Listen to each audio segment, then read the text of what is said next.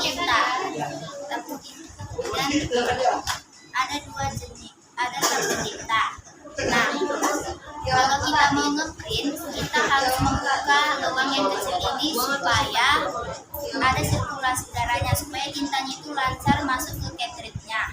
Nah, kalau kita mau mengisi tinta, kita harus membuka lubang yang besar ini. Nah, tintanya itu ada dua jenis, ada yang suntik, ada yang tabung. Biasanya kalau kita untuk membeli warna tinta kita harus samakan warnanya, kita harus samakan mereknya itu dengan nama printernya.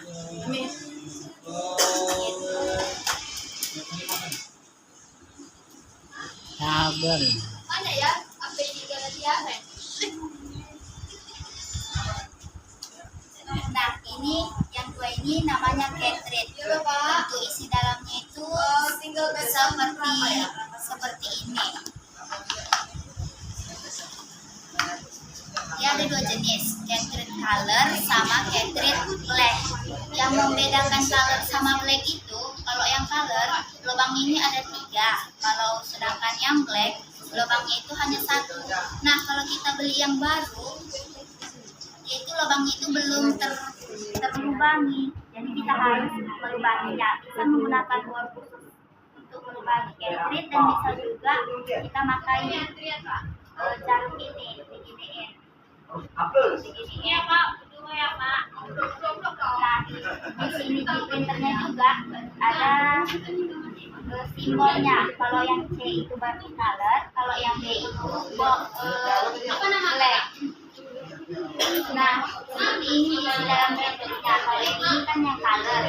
Nah, selama tinta tadi mengalir ke sini, setiap lubang berbeda-beda warna. Nah, kalau printernya itu tidak ada selang atau tabungnya, kita masukkan tintanya itu secara manual menggunakan jarum tinta, diisi sesuai warnanya.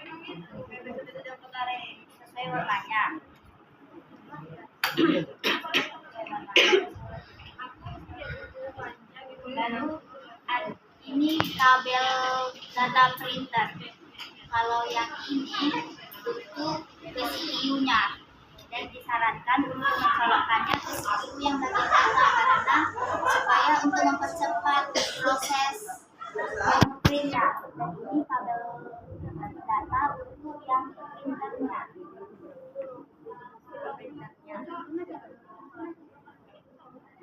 Nah, kalau kita untuk membeli tinta, kita harus samakan mereknya dengan merek printernya. Contohnya ini printer Canon. Nanti kita lihat mereknya Canon IP2730. Kalau ada berarti bisa. Jangan kita beli mereknya berbeda, nanti bisa cartridge-nya itu bisa rusak. Lalu di cartridge itu, di sini ada namanya kepala cartridge, itu untuk merekamnya, dan di bawah ini itu untuk mencetak teksnya. Nah, kalau kita beli baru, nanti ini akan bersegel. Di sini akan bersegel plastik seperti ini.